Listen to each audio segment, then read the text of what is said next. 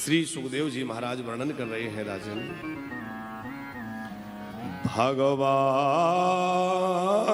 पिता रात्रि सारे दोत फुल्ल मल्लिका वीक्षरन्तु मनश्चक्रे योग माया मुपास्मृता योग माया मुपास्मृता। चीरहरण के समय श्री कृष्ण ने गोपियों को कहा था आने वाले शरद पूर्णिमा पर तुम्हारा मेरा मिलन होगा। अब शरद पूर्णिमा का अवसर आया। शरद पूर्णिमा के संध्या काल में श्याम सुंदर अपना श्रृंगार करके बंसी बट पर पहुंच गए। सुंदर पीतांबरी है, कमर में करधनी, पैर में नूपुर, गले में सुंदर बनमाला वैजयंती माला है। उनके नासिका के अग्रभाग में मोती का सुंदर एक मोती लटक रहा है, कानों में कर्णिका है, घुंघराले केश हैं, उन पर बड़ा सुंदर मयूर पक्ष का मुकुट है, हाथों में मुरली है, सुंदर विशाल कमल के पुष्प जैसे नेत्र हैं और ठाकुर जी की वह दिव्य छटा कटी कांचनी से सुशोभित श्याम सुंदर बंसी बट पर खड़े हैं। महारास के प्रकरण का आरंभ भगवान शब्द से हो रहा है। भगवान का अर्थ है जो 6 ऐश्वर्यों से संपन्न है। समग्र ऐश्वर्य, समग्र धर्म, समग्र श्री आदि जो 6 ऐश्वर्य से संपन्न है वह ईश्वर है, वह ब्रह्म भगवान है। कि भगवान पिता रात्रि, वह रात्रियां प्रकट हुई जिनका संकेत श्री कृष्ण कर चुके हैं और एक ही रात्रि में अनेक रात्रियां पुंजीभूत हो गईं, प्रकट हो गईं। पूर्व दिशा में बड़ा सुंदर चंद्रमा प्रकट हो रहे हैं और चंद्रमा की जो शोभा है माता जी वो बड़ी विलक्षण है। एक तो पूर्णिमा का चंद्र जो है वो पूर्ण होता है, उसमें भी शरद पूर्णिमा का चंद्र जो है वो विशेष चमकदार होता है। उसमें भी श्याम सुंदर जब महारास करने के लिए प्रकट हुए हैं तो चंद्रमा का जो प्रकाश है उसकी जो चमक है वो अनंत गुना बढ़ गई है। और इतना ही नहीं, हमारे रसिक महापुरुष तो यहां तक कहते हैं कि वो प्राकृत चंद्रमा है ही नहीं। क्या है? बोले हमारे श्री किशोरी जी के दाहिने पैर के अंगूठे की जो अग्रभाग है तो अंगूठे के अग्रभाग से एक ज्योति निकल रही है जो चंद्रमा के समान प्रतीत हो रही है। उनकी नख चंद्रिका है, वो इतना चमक रही है। क्योंकि ये महारास में प्राकृत वस्तु कुछ भी नहीं है, सब चिन्मय है। प्राकृत चंद्रमा का भी प्रवेश नहीं है, ऐसा भी रसिकों का अनुभव है। और पंकज जी,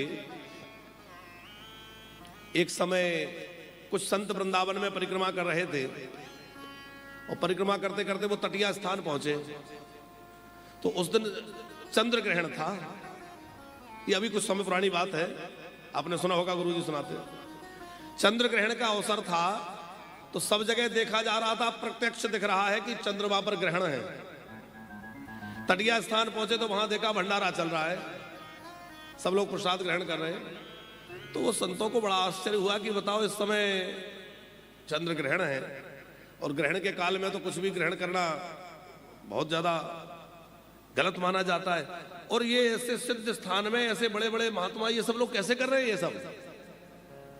तो उन्होंने स्वामी जी को प्रणाम करके अपनी मन की बात रखी। स्वामी जी ने कहा देखो कौन से चंद्रमा पर ग्रहण है। बोले महाराज हम समझे नहीं, कौन से चंद्रमा माने? चंद्रमा तो चंद्रमा है। बोले नहीं, तुम इस लोक के प्राकृत चंद्रमा की बात कर रहे हो। प्राकृत चंद्रमा पर तो ग्रहण है, पर यह तो दिव्य वृंदावन है और दिव्य वृंदावन में जो चंद्रमा है वो सामान्य चंद्रमा नहीं है। वो तो श्री जी का नक्षचंद्र चमक रहा है, यहां ग्रहण कहां हुआ? बोले नहीं, ग्रहण तो अब उनके मन में शंका थी कि अरे ये इनका मन का भाव है, ग्रहण तो सब जगह है। बोले आप देखो चंद्रमा को, तो चंद्रमा देखा तो एकदम चमक रहा है, वहां कोई चंद्रमा के ऊपर ग्रहण नजर नहीं आ रहा। और जैसे ही वो बाहर निकले तटीय स्थान से, और थोड़े से आगे बढ़ के ऊपर देखा तो क्या देखते हैं कि चंद्रमा ग्रहण में ग्रसित है। उन्हें बड़ा आश्चर्य हुआ, तो लौट के फिर आए, और जैसे तटीय स्थान में आए तो देखा चंद्रमा पहले की तरह पूरा चमक रहा है। फिर बाहर गए तो ग्रहण दिख रहा है। इसका मतलब वो समझ गए कि भैया ये वृंदावन जो है ये तो दिव्य स्थान है, यहां जो चंद्रमा है वो भी प्राकृत नहीं है, प्राकृत चंद्रमा के ऊपर ग्रहण है, और ये तो दिव्य चंद्रमा है। और महाराष्ट्र का चंद्रमा प्राकृत कैसे हो सकता है? सरदो फुल्ल मल्लिका, अब शरद ऋतु है और बड़ा अद्भुत वातावरण है, चारों ओर बड़े सुंदर वृक्ष कुसुमित हो रहे हैं, माने सुंदर सुंदर पुष्प खिले हुए हैं जिन पर भ्रमर गुंजन कर रहे हैं। सरोवरों में कमल खिले हुए हैं, सुंदर हंस आदि कलरव कर रहे हैं, हंस वहां विचरण कर रहे हैं, मयूर नृत्य कर रहे हैं, पक्षी कलरव कर रहे हैं, और बड़ा ही दिव्य वातावरण है। जो धीमी धीमी वायु बह रही है वो सरोवरों में खिलते हुए कमल का स्पर्श करके बह रही है, तो कमल की जो बड़ी प्यारी गंध है वो उस वायु में मिश्रित हो गई है। उस वायु के झोंकों से श्याम सुंदर की अलकें कुछ हिल जाती हैं, ऐसा लगता है मानो काली घटाएं हैं। प्रभु से श्री कृष्ण ने मन ग्रहण किया। माता जी भगवान को मन नहीं है, भगवान का सहस्त्र नामावली में एक नाम है अमना, भगवान को मन नहीं है। लेकिन यहां भगवान श्री कृष्ण ने मन ग्रहण किया। वीक्षरन्तु मनश्चक्रे, मन क्यों ग्रहण किया? बोले मन नहीं होगा तो मैं लोगों को कैसे आनंद दे पाऊंगा। तो सर्वथा जो निर्गुण निराकार अव्यक्त परम ब्रह्म है, निर्गुण सगुण बना, निराकार साकार बना, जो अव्यक्त है वह व्यक्त हो गया, जो अमना है उसने मन को धारण कर लिया, और जो आत्मा राम है उसने जो है अपने प्रेमी प्यार प्राण प्यारे भक्तों से मन मिलाने का मन बना लिया। वीक्षरन्तु मनश्चक्रे योग माया मुपाश्रता, योग माया मुपाश्रता। योग माया का आश्रय श्री कृष्ण ने लिया, और वो योग माया क्या है? जो जीव और ब्रह्म का संयोग कराने वाली है, जो जीवात्मा को परमात्मा से जोड़ने वाली शक्ति है, उसका नाम है योग माया। और वह कोई और नहीं है, वह है हमारी स्वामिनी श्री राधा जी, हमारी किशोरी जी, जो जीव को ब्रह्म से मिलाने वाली है। देखो, बच्चा हाथ पैर गंदे कर ले, कपड़े गंदे कर ले, पिता को तो घृणा हो सकती है, पर मां घृणा नहीं करती। पिता तो कह देते अरे तो हाथ पैर गंदा कर लिया, उठाओ, पर मां उसको उठा लेती है, निलाती है, धुलाती है, श्रृंगार करती है। और जो पिता घृणा कर रहे थे, बाद में उन्हीं को वो बच्चा प्रिय लगने लग जाता है। हमारी स्वामिनी जी तो बड़ी कृपा की मूर्ति है, दया की मूर्ति है, साक्षात करुणा का स्वरूप है। सारे जगत को आनंद देने वाले कृष्ण हैं, लेकिन कृष्ण को आनंद देने वाली शक्ति कौन है? गोविंद आनंद प्रदायनी राधा है। समस्त जगत का आकर्षण करने वाले कृष्ण है, कर्षति इति कृष्णा। लेकिन श्री कृष्ण को भी अपनी ओर खींचने वाली शक्ति कौन है? श्री राधा जी है। राधा कोई सामान्य गोपी नहीं है, राधा कोई स्त्री का नाम नहीं है। राधा तो श्री कृष्ण की हृदयेश्वरी, प्राणेश्वरी, गोलोक में रहने वाली उनकी अधीश्वरी है। जो श्री कृष्ण की आह्लादनीय शक्ति है, उस दिव्य शक्ति का नाम राधा है। उन श्री जी के चरणों का स्मरण, उन श्री जी का स्मरण श्याम सुंदर ने किया, क्योंकि जीवों को बिना श्री जी के कृपा के ठाकुर जी की प्राप्ति कैसे होगी।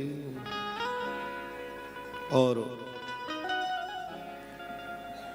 गोपियां जब आगे हम कथा सुनते अपने अपने घरों से गईं, तो सब गोपियां पहुंच गईं, लेकिन गोपियों के बीच से श्याम सुंदर अंतर ध्यान हो गए।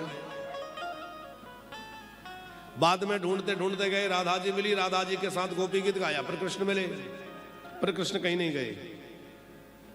इसका अर्थ यह है कि बिना राधा जी के कृष्ण मिल भी जाएंगे तो छलिया है, पता नहीं कब छोड़कर चले जाएंगे, पर राधा जी के माध्यम से मिलेंगे तो छोड़कर नहीं जाएंगे, सदा सर्वदा आपके ऊपर कृपा करुणा बनाए रखेंगे।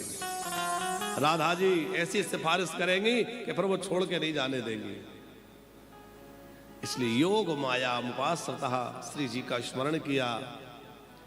हम लोग भी प्रार्थना करें, हे स्वामिनी जो आप कब कृपा करें। किशोरी कब कृपा होगी, श्री राधे कब कृपा होगी, किशोरी कब कृपा होगी, श्री राधे कब दया होगी, किशोरी कब कृपा होगी, लाडली कब दया होगी, किशोरी कब कृपा होगी, लाडली कब दया होगी, किशोरी कब कृपा होगी, किशोरी कब दया होगी, कब कृपा होगी, श्री राधे कब दया होगी, हृदय को चीर दिखलाओ, पीर कैसे मैं बतलाओ, हृदय को जो चीर दिखलाओ,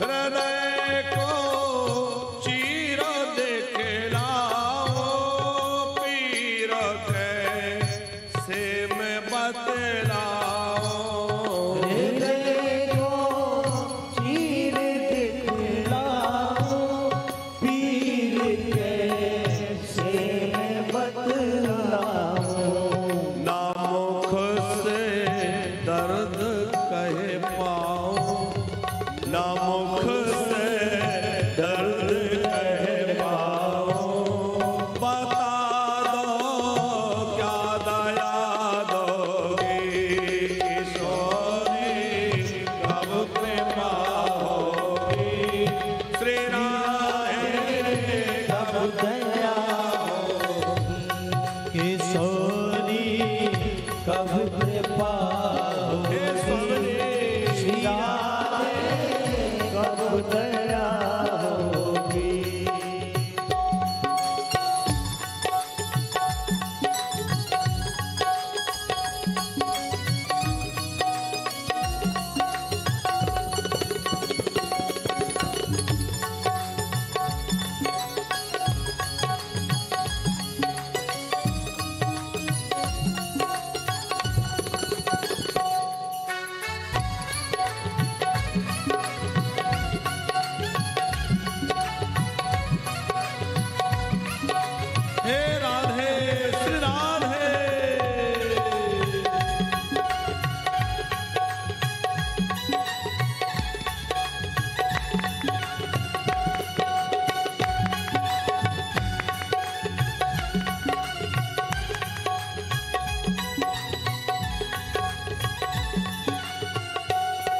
नहीं होता भजन मुझसे, नियम पालन कठिन मुझसे।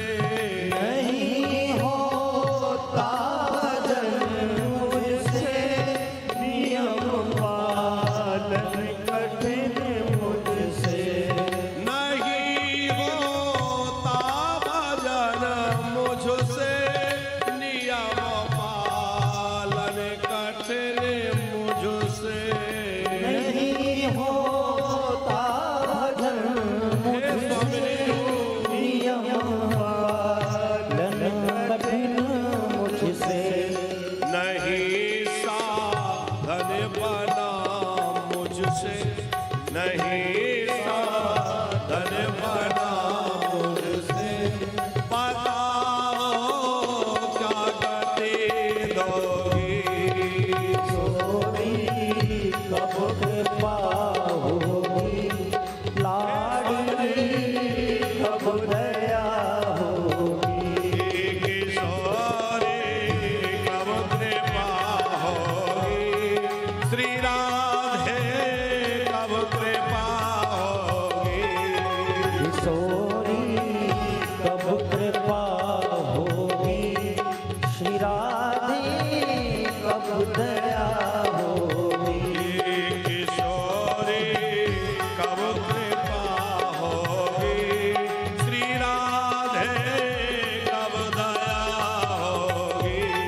किशोरी कब कृपा होगी, श्री राधे कब दया होगी।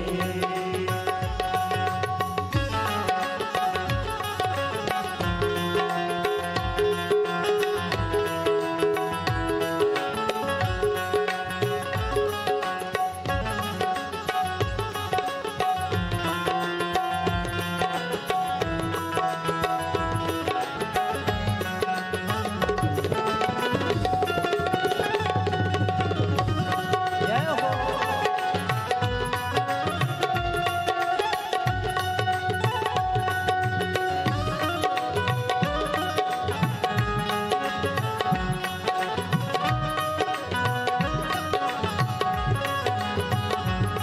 हे स्वामिने,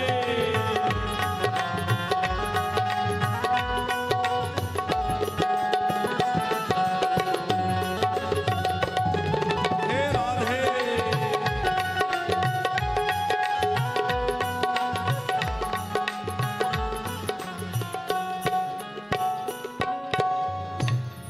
भाग्य करता मुझे पीछे, कभी संसार मन खींचे।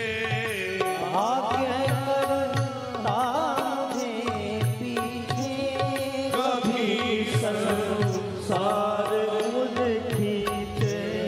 भाग्य करता मुझे पीछे, कभी संसार मन खींचे। भाग्य करता मुझे पीछे, कभी संसार मन खींचे।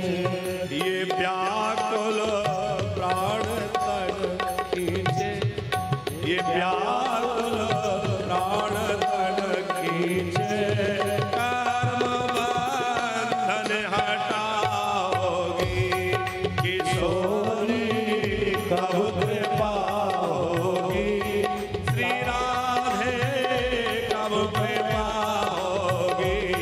किशोरी कब कृपा होगी, श्री राधे कब दया होगी। पतित को स्वामिनी जुई कव शरण में आसरा दोगी। पति को स्वामी हे राधे, पति को आसरा दोगी। पतित को स्वामिनी जो कव शरण में आसरा दोगी। पतित को हे राधे,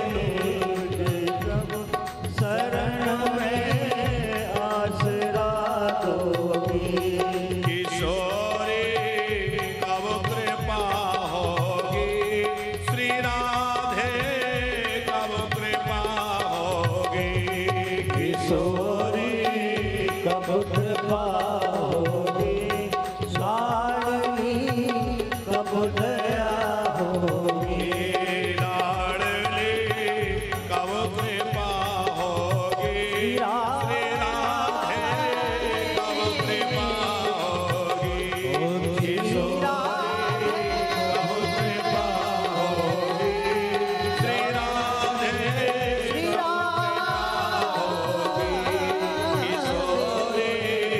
कब कृपा होगी, श्री राधे कब कृपा होगी, श्री राधे कब कृपा होगी। पतिते को स्वामिनी जो कब, पतिते को स्वामी कब शरण में आसरा दोगी, पतिते को स्वामिनी जो कब शरण में आसरा दोगी। बिना श्री जी की कृपा के हम लोगों में ऐसी योग्यता पात्रता कहाँ है जो उस परमात्मा की प्राप्ति कर सकें। जो समर्थ है, जिनके अंदर योग का बल है, ज्ञान का बल है, ध्यान का बल है, हो सकता है वह सीधे प्राप्त कर सके, पर हमारे अंदर तो कोई बल नहीं है, न ज्ञान का बल है, न कर्म की शक्ति है, न कोई साधन बनता है। और ऐसे साधनहीन को और क्या आश्रय हो सकता है।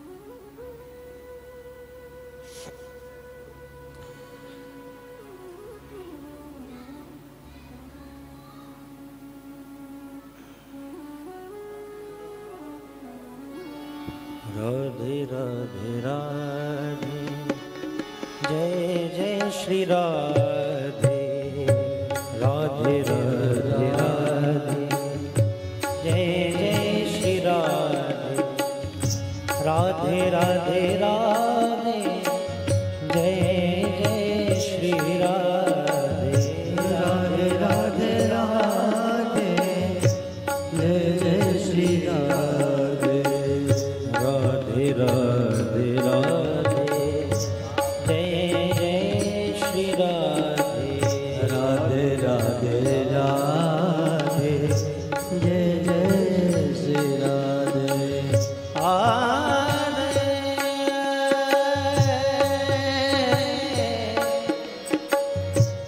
लाडली अपने अमर प्रेम की, बस एक बूंद झलका दो, विरह वेदना से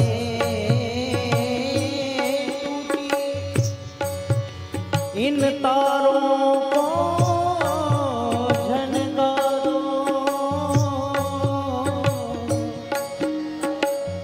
इन तारों को झनका दो। श्री राधे राधे राधे, जय जय श्री राधे, राधे राधे राधे, जय जय श्री राधे। श्याम सुंदर ने अपनी बंसी बजाना आरंभ किया और बंसी बट पर श्याम सुंदर ने अधरों से बंसी लगा करके जब बंसी में प्राणों को फूंकना प्रारंभ किया, बंसी बट पर श्याम सुंदर की बड़ी मधुर दिव्य बांसुरी बजने लगी। नित्य प्रति जो बांसुरी बजती है उसका शब्द सबको सुनाई देता है, पर महारास में जो बंसी बजी उसका शब्द उन्हीं गोपियों को स्वर सुनाई दिया जिन गोपियों को श्याम सुंदर बुलाना चाहते हैं। और वो गोपियां कोई सामान्य नहीं है, कोई ऋषि रूपा गोपियां हैं, कोई श्रुति रूपा गोपियां हैं, अन्य पूर्वा है, अनन्य पूर्वा है। उन सब गोपियों के कानों में वह बंसी का शब्द गया। उन्हें लगा कि श्याम सुंदर हमें बुला रहे हैं और कृष्ण मिलन की आतुरता व्याकुलता से वह गोपियां जिस परिस्थिति में थी वैसी के वैसी उठकर दौड़ पड़े, क्योंकि रास जो है यह स्त्री और पुरुष का मिलन नहीं है। ये जो रास की लीला है यह कोई नायक नायिका का नाटक नहीं है, स्त्री और पुरुष का मिलन नहीं है। ये जो रास है ये जीव और ब्रह्म, जीवात्मा और परमात्मा का मिलन है।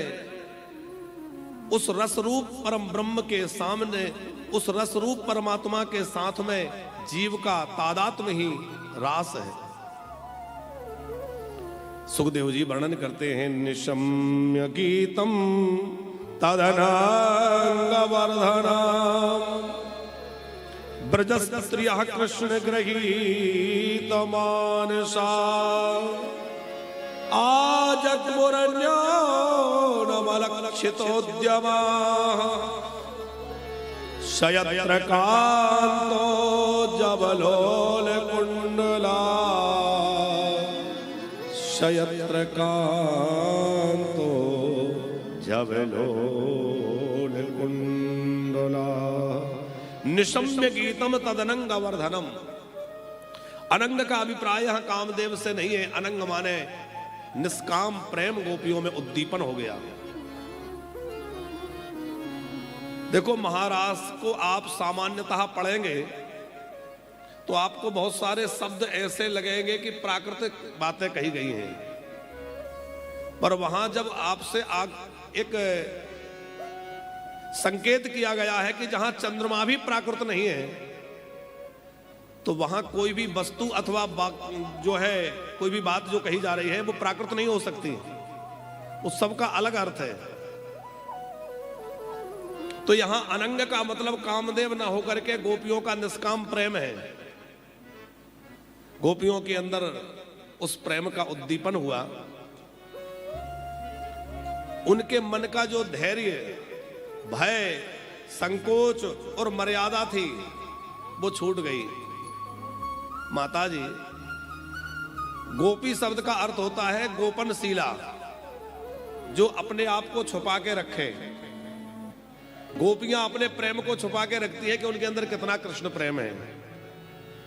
और यदि आपके अंदर भगवत प्रेम है तो उसको आप प्रकट मत करिए, क्योंकि प्रेम प्रदर्शन की वस्तु नहीं है। प्रेम गोपनीयता के साथ रखना चाहिए, गोपन प्रेम का होना चाहिए। प्रेम और वासना में क्या अंतर है? प्रेम उस गंगा की नदी की तरह है, उस गंगा की धारा की तरह है जो गोमुख से निकलती है तो छोटी सी धारा निकलती है, पर बढ़ते बढ़ते बढ़ते बढ़ते कितना विशाल रूप धारण कर लेती है और सागर जैसी होकर के सागर में मिल जाती है। वासना उस नहर की तरह है जो बड़े भारी डैम से निकलती है, पर धीरे धीरे छोटी होते होते होते होते समाप्त हो जाती है।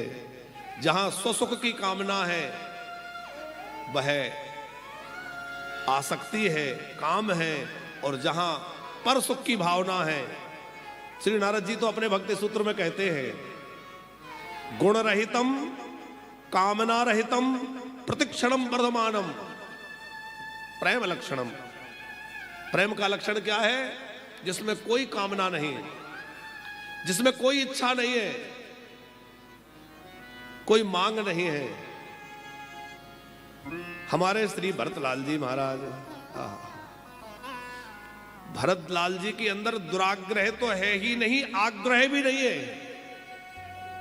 प्रेमी व्यक्ति दुराग्रह करे ये तो बहुत दूर की बात है, पर आग्रह भी नहीं करता। हमारे भरत जी ने कभी कोई आग्रह भी नहीं किया कि प्रभु ऐसा। बस ये देखते हैं कि मेरे राम जी को प्रसन्नता कैसे मिलेगी, ऐसा मैं क्या करूं जिससे मेरे रघुनाथ जी का मुख प्रसन्नता से खिला रहे, ऐसा मैं क्या करूं जिससे श्री रघुनाथ जी प्रसन्न बने रहे, पर मुझे कितना पीड़ा भोगना पड़े, कितना कष्ट उठाना पड़े, उसकी कोई परवाह ही नहीं है। वो प्रेम है साहब। अब भरत जी का नाम आया है तो एक बात सुना दो। जब चारों लाल जी छोटे छोटे थे तो एक दिन मंथुरा ने भरत जी को बुलाया और मंथुरा ने कहा, भरत यहां आओ। दौड़कर भरत जी आए। क्या आज्ञा है? बोले, तुम लोग बच्चों के साथ मत खेला करो, थोड़ा विशेष हो, तुम अलग रहा करो। तो भरत जी ने कहा, बच्चे मतलब क्या कहना चाह रहे हैं आप? यहाँ मेरे बड़े भैया श्री राम जी हैं, लक्ष्मण शत्रुघ्न सब लोग हैं हम साथ में। बोले, नहीं नहीं, तुम्हें राजा बनना है, तुम अलग रहा करो। भरत जी का तो माथा खराब हो गया, राजा मुझे क्यों बनना है? ये क्या कह रही है? अरे राजा तो मेरे बड़े भैया बनेंगे। तो भरत जी समझ गए कि हो ना हो इसके मन में कोई षड्यंत्र है, इसके मन में कोई षड्यंत्र चल रहा है, तब तो ये बात कह रही है। तो पंकज जी, भरत जी ने मन में विचार किया कि जब राम जी का राज्य तिलक होगा तो मैं यहां रहूंगा ही नहीं, कहीं चला जाऊंगा, ताकि मेरे कारण राज तिलक में विक्षोभ ना हो। तो जैसे ही चारों भाइयों का विवाह होकर के जनकपुर से लौटे, कुछ समय बाद भरत जी ये बात जान गए कि अब राम जी का राज तिलक होने का समय आ रहा है।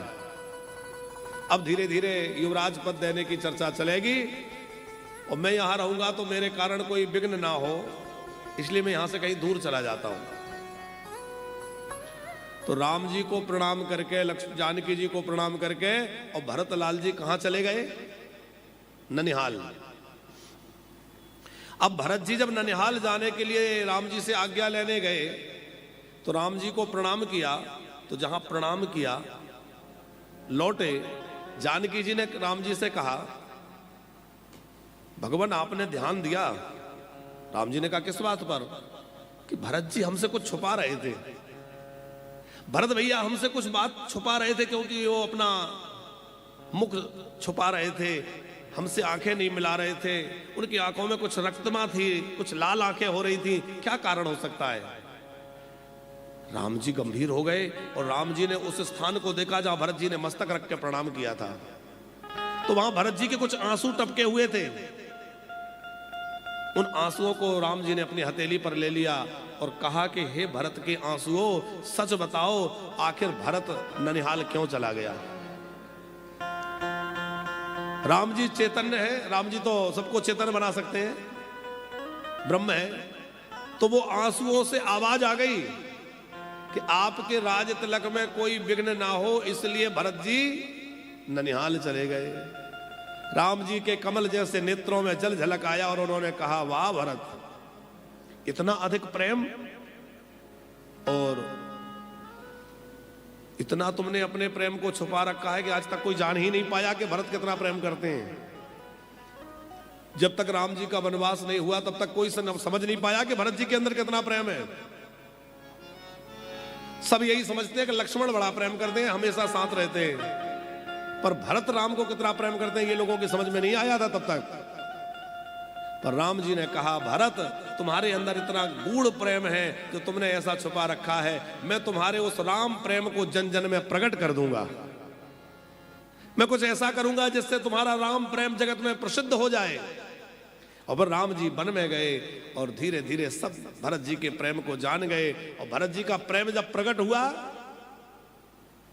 तो लोगों ने एक स्वर में कहना शुरू कर दिया, भारत सरे से को राम सने, भरत सरे से को राम सने, जग जग राम राम जप जे, जग जग राम राम जप जे। भारत सरे से को राम सने, भरत सरे से को राम सने, जग जग राम राम जप जे। जग जग राम राम जप जे। भरतलाल के समान कौन राम प्रेमी होगा? सारा जगत राम राम राम राम जपता है, पर राम जी क्या जपते हैं? राम जी भरत भरत भरत भरत जपते हैं। पर भरत जी अपने प्रेम को छुपा के रखते हैं। और भरत जी का प्रेम राम ग्रह में, राम वनवास के बाद प्रकट हुआ। यहां ब्रज की गोपियों ने अपने प्रेम को छुपा रखा है।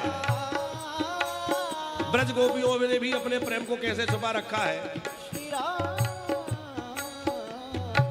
जब श्री कृष्ण माखन चुराने के लिए आते हैं तो गोपियां उनको पकड़ लेती हैं, बांध देती हैं फटकार लगाती हैं, अरे तू चोर है, तू जार है, इस प्रकार के शब्दों का भी प्रयोग करती हैं। ये क्या है? ये अपने प्रेम को छुपा रही है, ऊपर से डांट लगा रही है, ऊपर से दिखा रही है हम कोई प्रेम नहीं करते, हमारे घर मत आया कर। तो अपने प्रेम को उन्होंने छुपा रखा था। लेकिन यहां जब बांसुरी बजी तो उनका वह छुपा हुआ प्रेम प्रकट हो गया और सारा जगत जान गया कि गोपियों के अंदर कैसा प्रेम है। श्याम सुंदर ने बंसी बजा करके वह लीला करके गोपियों के छुपे हुए प्रेम को प्रकट कर दिया। पंकज जी, ठाकुर जी ने चीर हरण में भी एक वस्त्र का हरण किया और इस लीला में भी एक वस्त्र हरण किया। कौन सा? बोले चीर हरण में तो भगवान ने बाहर के वस्त्रों का हरण किया और इस बंसी बजाने की लीला में उस वस्त्र का हरण किया जिसमें गोपियों ने अपने प्रेम तत्व को छुपा रखा था। अपने प्रेम रूपी धन को अथवा प्रेम रूपी मणि को, प्रेम रूपी मणि को जिस वस्त्र में ढक करके छुपाया था वो निरावृत हो गया, उनका प्रेम प्रकट हो गया और अब उनसे रहा नहीं गया। कब उनके पैर आगे बढ़ गए वो स्वयं भी नहीं समझ सकी और सहसा दौड़ पड़ी। दुहियंत्यो काश्चिद दो हम हित्वा समुत्सुका पयोधिस्रत्र संयावमन उद्वास्या पराययो। पयोधिस्रत्र संयावमन उद्वास्या पराययो, उद्वास्या पराययो, उद्वास्या पराययो। अब हजारों हजार गोपियां हैं, किसी के हाथ गोबर में सने हैं, ऐसे ही दौड़ रही है क्योंकि वो घर का लेपन कर रही थी। किसी के एक आंख में काजल लगाए दूसरे में नहीं लगा, वो श्रृंगार कर रही थी, बांसुरी सुनाई दे गई, जैसी थी वैसी दौड़ पड़ी। कोई गोदोहन कर रही थी, दोहनी कहां गिरी उसको कोई होश नहीं है, बछड़ा छोड़ना भी भूल गई। कोई पति को भोजन परोस रही है, कोई बालकों को दूध पिला रही है, उनकी वह सब क्रियाएं छूट गई क्योंकि अब जब शरीर का होश नहीं रहा तो संबंधियों का होश किसको रहे भला। अब तो देह गेह नेह नाते सब छूट गए। अब तो केवल और केवल कृष्ण मिलन की लालसा। भागते हुए उन गोपियों के पैरों में कितने कांटे चुभे उन्हें होश नहीं है कि हमारे पैर में कंकड़ लग रहा है कि कांटा लग रहा है कि हमारी ओढ़नी कहीं झाड़ी में फंस के उलझ के फट जा रही है। आप कल्पना करिए, क्या भागती हुई और जाती हुई गोपियों के कोई वस्त्र झाड़ियों में नहीं फंस गया होगा? सघन बन है, लेकिन उनको उसका स्मरण नहीं है। जाकर के बंसी बट पर देखा, श्री कृष्ण बड़ी प्यारी बंसी बजा रहे हैं। ठाकुर जी उस बंसी बट पर खड़े हुए हैं। उनके मधुर स्वरूप को, दिव्य सुंदर स्वरूप को देख करके मुग्ध हो गई। स्तब्ध खड़ी कन्हैया के रूप का पान कर रही हैं। श्याम सुंदर ने अपने नेत्र खोले, शास्त्रों गोपियों के आए हुए देखा तो अपनी बंसी को अधरों से हटाया और गोपियों का स्वागत करते हुए कहने लगे, स्वागतम महाभागा प्रियम किम करवाणि वा ब्रजस्यानमयां कश्चिद् ब्रूतागमन कारणम्। स्वागतं महाभाग प्रियं किं करवाणि वा। स्वागतं भो महाभाग प्रियं किं करवाणि वा। ब्रजस्यानमयं कश्चिद् ब्रूतागमन कारणम्। कश्चित् ब्रूतागमन कारणम्।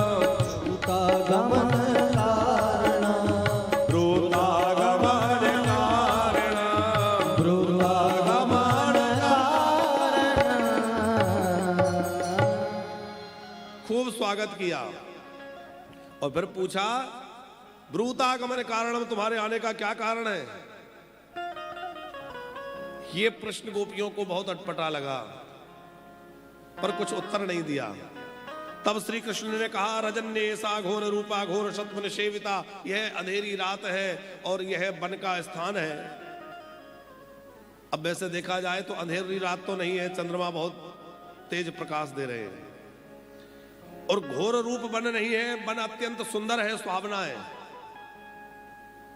पर श्री कृष्ण ने धर्मोचित बात करते हुए कह रहे हैं, देवियों ये रात्रि का समय है और ये वन का स्थान है, तो कोई भी कुलीन स्त्री को इस तरह से रात्रि में अपना घर छोड़ करके जंगल में वन में अकेले नहीं जाना चाहिए, इस अर्थ में कह रहे हैं। अथवा घोर शब्द का अर्थ संधि विच्छेद कर दिया, अघोर रूपा कर दिया, रसिकों ने ऐसा भी कहा है। तो गोपियां बड़े आश्चर्यचकित भाव से देख रही हैं कि आखिर ये कहना क्या चाहते हैं, क्योंकि सीधा तो कभी बोलते नहीं है, इनके सब काम टेढ़े ही हैं। अब ये टेढ़ी बातों वाले जाने क्या कहना चाहते हैं, गोपियां ये देख रही हैं। तो श्याम सुंदर बोले, देखो देवियों, अब तुम लोग आई हो तो अच्छी बात है, तुमने वन की शोभा भी देख ली, मुझसे भी मिल लिया, अब मैं तो कहता हूं लौट जाओ, तुम अपने अपने घर जाओ। और जैसे ही घर जाने की बात कही तो करुणा से गोपियां भर गईं। गोपियों के अंदर भावी विरह उत्पन्न हो गया। गोपियों का खिलता हुआ मुख कमल जो है वह कुमला गया, करुणा से भर गई और आंखों से अश्रु प्रपात होने लग गया। उनकी आंखों में लगा हुआ काजल धुल धुल करके कपोलों पर आने लगा, रेख खिंच गई। वो इतने आंसू बहे कि उनके वक्ष पर लगा हुआ जो केसर कुंकुम है वह धुलने लग गया।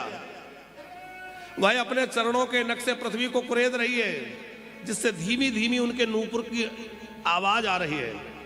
पैर हिल रहा है ना, धीमा धीमा नूपुर का शब्द, मानो वो नूपुर कह रहा है, हम तो रास रस में झूमने आए थे, हमें लौटा दोगे क्या? गोपियों का श्रृंगार धुल रहा है, वो कह रहा है कि क्या हम श्याम सुंदर के योग्य नहीं है? गोपियां कह रही है, संत्यज्य सर्व विषयान, हमने आपके लिए सब कुछ छोड़ दिया। देखो, सबसे बड़ा त्याग किसी भी स्त्री के लिए है मान मर्यादा का त्याग। घर छूट जाए, परिवार छूट जाए, वहां तक भी ठीक है, पर किसी नारी की मर्यादा, उसकी लज्जा, उसका संकोच। पर हमने हे कृष्ण आपके लिए अपना घर द्वार तो छोड़ा ही छोड़ा। बहुत ध्यान से सुनिएगा, बड़ा गंभीर प्रकरण है और ये रस का आनंद का विषय है साहब। गोपियां कह रही, हमने घर भी छोड़ा, परिवार भी छोड़ा, अपने बंधु बांधवों का त्याग किया और लोक लज्जा का भी त्याग कर दिया। लोग क्या कहेंगे इसकी परवाह भी नहीं रखी। आज आपके शरण में आई है तो हमें लौटने के लिए तो मत कहो, इतना निष्ठुर क्यों हो रहे हो? हमारे त्याग और हमारे समर्पण में कोई कमी है क्या? तब श्री कृष्ण बोले, गोपी देखो, ऐसा है कि तुम्हारे परिवार के लोग तुम्हें ढूंढ रहे होंगे। किम मातुरः पितरा पुत्रा व्रात्रः पतयश्च वा विचिन्वन्ति ह्यपश्यन्तो मातृणं बन्धु साध्वसम्। तुम्हारे बंधु बांधव तुम्हारा अन्वेषण कर रहे होंगे। अन्वेषण शब्द बड़ा प्यारा है। अन्वेषण माने खोज करना। तुम्हें खोज रहे होंगे, कहां चली गई? तो तुम जाओ। एक गोपी बोली, कौन से माताजी पिताजी के पास चले जाएं? श्री कृष्ण ने कहा, कौन से क्या मतलब है? बोले, हम इसलिए पूछ रही हैं कि हमारे बहुत सारे जन्म हो चुके और हर जन्म में अलग माता पिता मिलते हैं, तो कौन से जन्म के माता पिता के पास भेज रहे हो? अरे इस शरीर के हर बार माता पिता बदलते हैं, जैसा जैसा शरीर बदलता है वैसे वैसे माता पिता बदलते हैं, पर वास्तविकता यह है कि सबके पिता तो आप हैं, माता आप हैं, सच्चे बंधु बांधव आप हैं। हम लोग मंदिर में गाते हैं ना, तुम्हें माता च पिता तुम्हें बंधो सखा तुम्हें। तो आप ही सब कुछ हैं। अब ये बात कहने से श्री कृष्ण ने गोपियों को उनके पतियों का स्मरण कराया और एक नारी के लिए क्या धर्म है उसका उपदेश किया। देवियों, तुम सब पतिव्रता नारियां हो, और एक पतिव्रता नारी को अपने पति का त्याग नहीं करना चाहिए, पति चाहे जैसा हो। कैसा पति हो? तो श्री कृष्ण कह रहे हैं, दुर्भाग्य से किसी नारी का पति जो है दुस्सील हो, माने उसका स्वभाव अच्छा नहीं हो, झगड़ालू हो, क्रोधी हो, कि दुस्सीलो दुर्भगो वृद्धो जड़ो धनो पिवा पति स्त्रीभिर्नहातव्यो लोकेषु विरूपातके लोकेषु विरूपातके। पति का स्वभाव अच्छा ना हो, पति भाग्यहीन हो, वृद्ध हो, जड़ हो, मूर्ख हो, धनहीन हो। पंकज जी, हमें लगता है इन बातों की आज कितनी आवश्यकता है। अभी अभी एक केस प्रकाश में आया जिसकी सोशल मीडिया में बड़ी जबरदस्त चर्चा है, सौरभ हत्याकांड। सुना आप लोगों ने? नहीं सुना? सबने सुना है। क्या हमारे भारत जैसे धर्म प्राण राष्ट्र में ऐसी स्थितियां निर्मित होना चाहिए? लेकिन ये स्थितियां निर्मित हो रही हैं, उसका बड़ा भारी कारण यह है कि स्त्रियों में पतियों के प्रति श्रद्धा नहीं रही। अब होता क्या है कि आजकल जो है प्रेम विवाह बढ़ गए। प्रेम विवाह बढ़ने के कारण क्या होता है पंकज जी, कि विवाह के पहले ही वो लोग इतने सपने एक दूसरे को दिखा देते हैं जो वस्तुतः होना संभव नहीं है। विवाह के पहले उन्होंने बड़ी बड़ी बातें कर दी, बड़े बड़े सपने दिखा दिए, और जब शादी ब्याह होकर के आए तो फिर दाल भात का इंतजाम करना पड़ेगा कि नहीं? तो वो उसको परी बना के ही थोड़ी घुमाता रहेगा, कुछ कमाई करने जाएगा। उसको लगेगा पहले मैं 2 बजे बुलाती थी, 12 बजे आके बैठ जाता था, अब मैं 2 बजे बुलाती हूं तो 4 बजे तक ठिकाना नहीं रहता। तो अब वो पैसा भी तो कमाएगा। बात समझ में आ रही है? तो ये विवाह से पहले जो बहुत ज्यादा संबंध बढ़ जाते हैं और स्वप्न दिखाई दिए जाते हैं, उसका परिणाम होता है कि विवाह के बाद उन्हें लगता है अरे ये तो बदल गए, ये उतना समय नहीं देते, मेरी कद्र नहीं करते, मेरा सम्मान नहीं रखते, अब इनके पास मेरे लिए समय नहीं है। फिर वो कोई ऐसा व्यक्ति खोजती है जो उसके लिए समय दे सके, जो फालतू हो।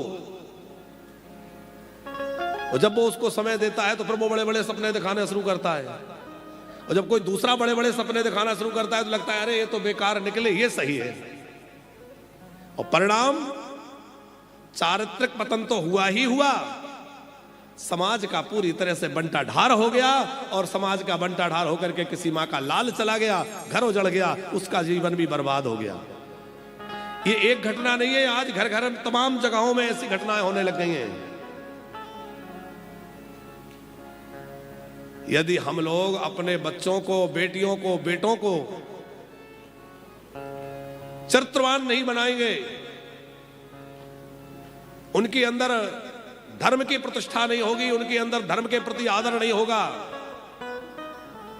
वह पति को परमेश्वर रूप में न माने और पति अपनी पत्नी को लक्ष्मी रूप न माने, तो भैया गृहस्थी नहीं चलेगी, जीवन नहीं चलेगा, जीवन नष्ट हो जाएगा, और इसके भयंकर दुष्परिणाम समाज को भोगने पड़ रहे हैं और आगे और भोगने पड़ेंगे। इस बात को आधुनिक समाज को समझ लेना चाहिए कि क्यों हमारे धर्म में पति को परमेश्वर कहा है। यदि स्त्री पति को परमेश्वर मान करके भजती रहेगी तो क्या समाज में ऐसी घटनाएं होंगी? और केवल ये बात पत्नी के लिए लागू होती हो कि परमेश्वर माने, नहीं, बल्कि पति के लिए भी पूरी तरह से ये जिम्मेवारी है कि वह अपने पत्नी को लक्ष्मी का स्वरूप माने और लक्ष्मी मान करके उसका खूब आदर सत्कार करे, उससे खूब प्रेम करे, उसका सम्मान करे। तो दोनों के लिए बातें कही गई हैं। लेकिन आज नैतिकता का ह्रास, आपसी विश्वास का पतन, एक दूसरे के प्रति भरोसा नहीं रह गया और ना भरोसे लायक लोग काम कर रहे हैं,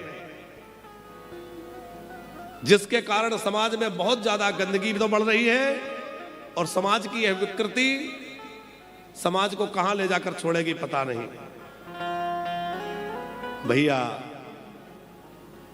हमारे इन आर्ष ग्रंथों को, धर्म ग्रंथों को हम पढ़े समझें तो समझ में आएगा नारी के लिए पति की क्या महिमा है और नारी के लिए पति का क्या महत्व है और पति के लिए पत्नी का क्या महत्व है। श्री कृष्ण कह रहे हैं पति दुस्सील हो, स्वभाव अच्छा ना हो, भाग्यहीन हो, वृद्ध हो, जड़ हो, रोगी हो, धनहीन हो, कैसा भी हो, उसका त्याग स्त्री को नहीं करना चाहिए। ऐसे ही पति करो किए अपमाना, नारी पाए जम फोरो दोनाना। नारी पाए जब दोनाना। ऐसे ही पति करो किए अपमाना, ऐसे पति करो किए अपमाना। नारी पाए जम फोरो दोनाना। नारी पाए जब फोर दोनाना। नारी पाए जब फोर दोनाना। नारी पाए जब फोर दोनाना। अब यमपुरी के दुख तो बाद में मिलेंगे, पर जीवन भर जेल काटना पड़ेगा कि नहीं। जिन्होंने ये घटना को अंजाम दिया जेल में चले गए कि नहीं। तो भैया, न वहां सुख मिलेगा और न यहां सुख मिलेगा। जो इस प्रकार के विचार में लिप्त होगा वो थोड़े समय तो उसको बहुत बढ़िया लगेगा कि मेरे को बड़ा सुख मिल रहा है, अच्छा साथी मिल गया है, लेकिन अपने जीवन साथी को धोखा देकर के कोई कभी खुश नहीं रह सकता। अपने जीवन साथी के साथ विश्वासघात कर करके वह व्यक्ति, वो चाहे पुरुष हो चाहे स्त्री हो, जीवन साथी के साथ धोखा करके वह कभी प्रसन्न नहीं रहे। न लोक में उसको सुख मिलेगा, न परलोक में उसकी अच्छी गति हो, वहां भी नरकों में जाना पड़ेगा। इसलिए अत्यंत बड़ी हुई महत्वाकांक्षाओं के चलते बहुत अधिक प्राप्त करने की इच्छा में अपने धर्म का त्याग न करें, अपने शील का त्याग न करें, अपने सतत्व का नाश न करें। और श्री कृष्ण ने गोपियों के बहाने यह जो उपदेश किया है वह सब नारी जाति के लिए किया है, क्योंकि गोपियां तो अत्यंत श्रेष्ठ हैं, उनको इन धर्मों की आवश्यकता नहीं है क्योंकि वो इस सबसे बहुत ऊपर उठी हुई हैं। लेकिन जगत की नारियों को शिक्षा मिले, इसीलिए ठाकुर जी ने यह शिक्षा प्रदान की है। दुस्सीलो दुर्भगो वृद्धो जड़ो रोग्य धनोपिवा पति स्त्री वीरणहा तब्यो लोकेशु फिर पातकी। और फिर गोपियों ने कहा, देखो आप जिन धर्मों का उपदेश कर रहे हैं हम उनको पालन कर भी लें, तो आप ये बतलाइए इन धर्मों के पालन से हमें क्या मिलेगा। तो गोपियां बोली कि क्या मिलेगा। तो श्री कृष्ण बोले, देखो धर्म पालन से तुम्हें मन शांत होगा, मन भजन में लगेगा, फिर मेरी प्राप्ति होगी। तो श्री कृष्ण जब ये कहा तो गोपियां बोली कि पहले हम धर्म का पालन करें, फिर धीरे धीरे धर्म पालन करने के बाद मन शांत करें, फिर आपकी प्राप्ति हो। सीधे सीधे मिल गए हो तो चक्कर में क्यों डाल रहे हो, ऐसे ही मिल जाओ। फिर श्याम सुंदर ने गोपियों का भाव मान करके स्वीकार किया और गोपियों के साथ श्री कृष्ण नृत्य करने लगे। बड़ा सुंदर रास मंडल है, बहुत सुंदर गोपियां सज धज करके तैयार हो गई हैं और मृदंग मुरज आदि बजने लगे हैं, वेणु आदि का शब्द होने लग गया है। बड़ा अद्भुत रास मंडल है जिसमें मध्य में श्याम सुंदर है, चारों ओर गोपियां हैं, शास्त्रों शास्त्र गोपियों से श्याम सुंदर घिरे हुए हैं और बड़ा सुंदर रास प्रारंभ हुआ है।